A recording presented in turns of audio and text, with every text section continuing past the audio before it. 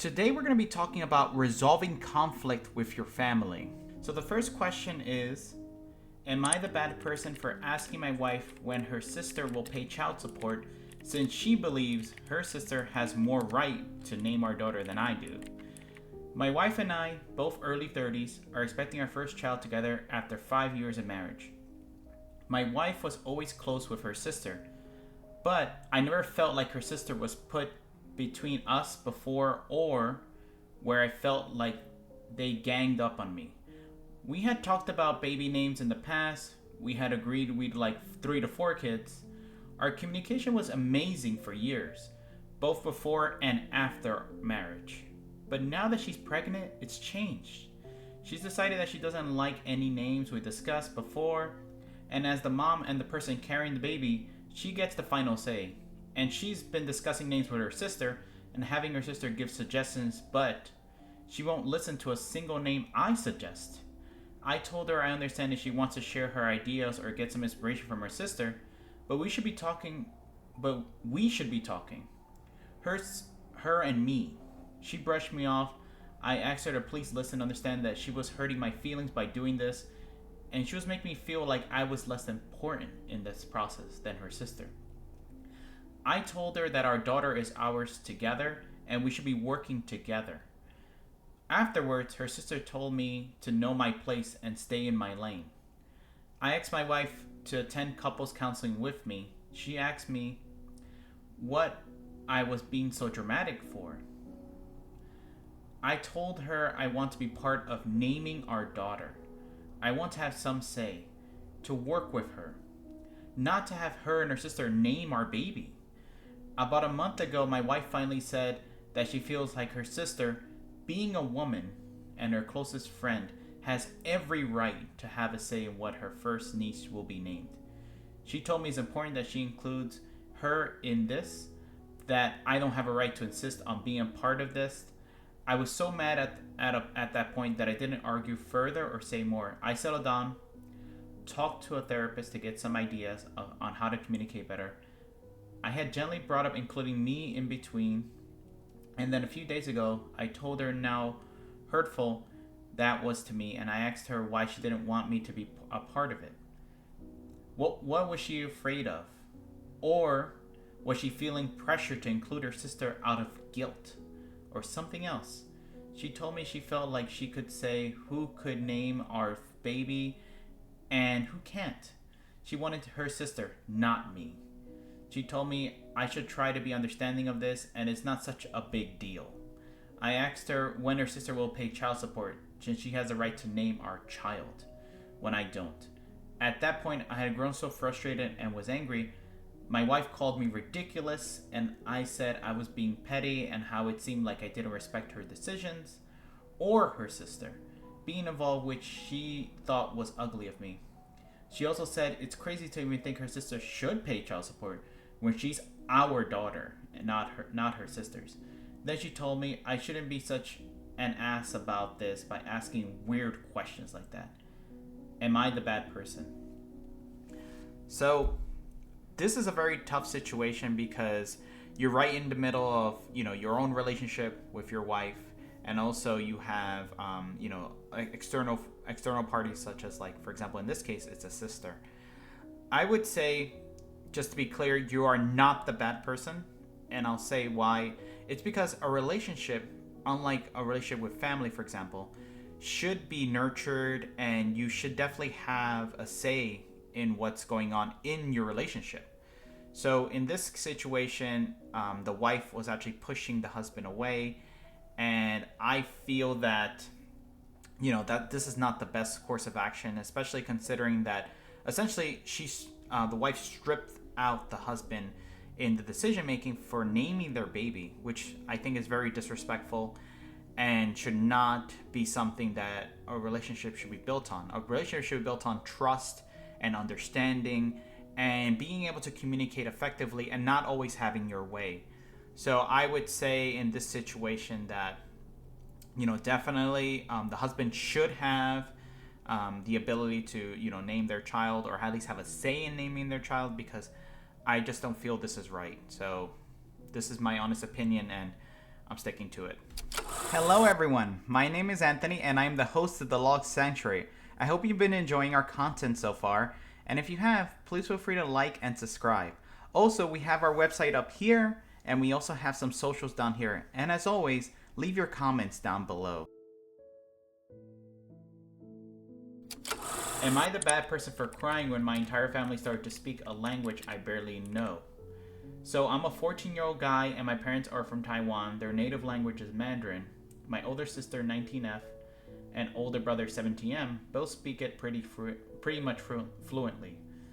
Well, by the time I came around and was like old enough to actually learn stuff, my family rarely spoke out our native language. Due to that, I barely speak it. My mom said I barely compare to a toddler in the language, so she signed me up for online Mandarin lessons that I'm starting this week.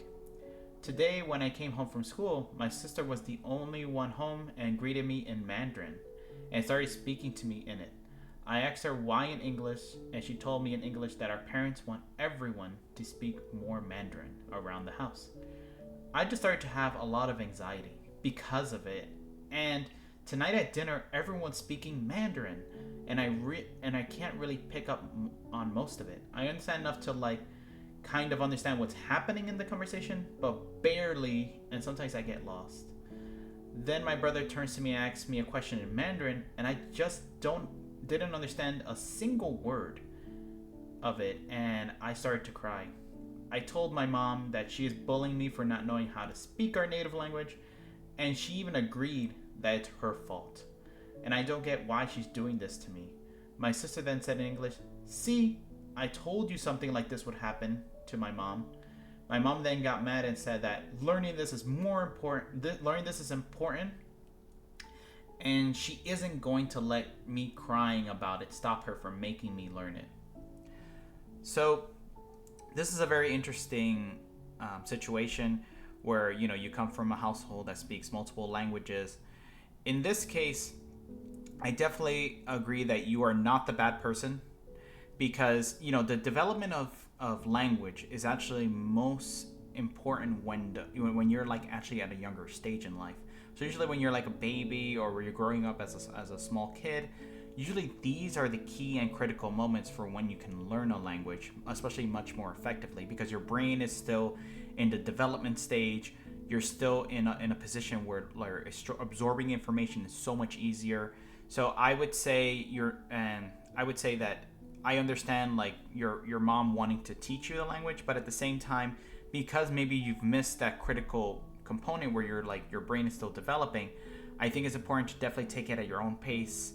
And this is something that your family should understand, that that now that you've missed that window of opportunity where everything is a lot easier to absorb, then it's important to take their time with you, and really, if they want you to learn it, definitely just take the baby steps towards it, instead of trying to immerse you in it forcefully, because that's going to make your learning a lot more anxiety filled, and a lot more feeling awkward around your family. So hopefully your family takes this to heart and actually helps you learn this language at your own pace. So the next question is, am I the bad person for refusing to attend my sister's child-free wedding after she asked me not to bring my baby? My 34 sister, 29F, is getting married in 3 months. She's having a child-free wedding, which I totally respect. My husband, 35M, and I have a 3-month-old baby. When my sister first told us about the child-free situation, I assumed there would be some flexibility for immediate family, especially newborns, who can't be left alone. I talked to my sister and asked if we could bring our baby to the ceremony, explaining I am breastfeeding and we don't feel comfortable leaving our baby with someone for an entire day.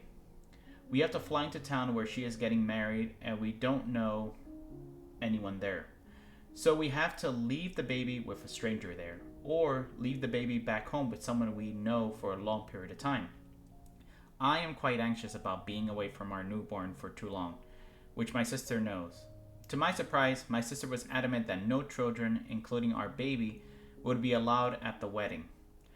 She said it would be fair to make an exception for us when other guests are also not allowed to bring their kids.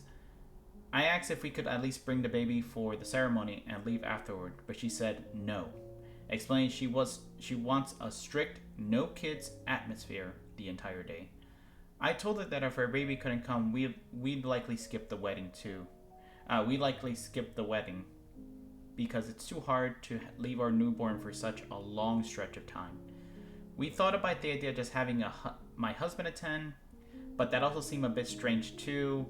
I also don't want to just leave the baby with my husband and go by myself. My sister got very upset with me, saying it's her special day, and she feels like I'm putting our baby above her wedding.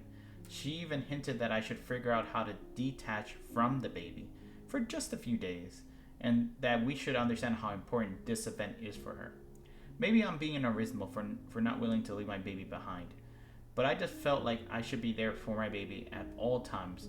Plus, I know how anxious I'm going to feel that entire day. My sister's argument is that it's her wedding and her rules, and while I respect that, I also think that she should be more understanding of her situation. Am I really the asshole for refusing to attend her wedding if I can't bring my baby?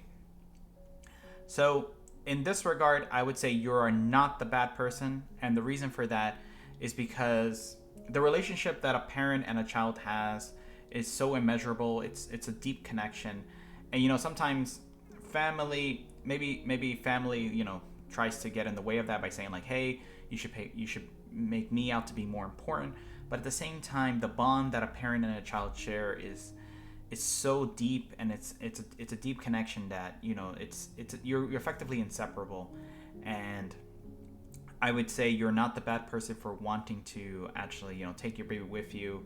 And if your sister, I know their wishes was that it had to be child free, but at the same time, they have to meet you in the middle, where like, even though it's child free for most people, as you mentioned, at least for your immediate family, make an exception. Like make it accommodating for them, because especially on your special day, you want to be with the special people in your life. So it's important to try to make the people who are special in your life feel important as well.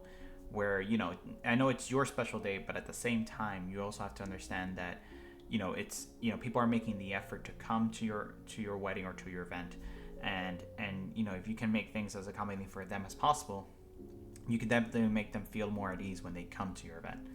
So this is just my honest opinion on this matter. Keep doing what you're doing. You're doing an amazing job, and I'm wishing everyone out there all the best. All right, until next time, adios.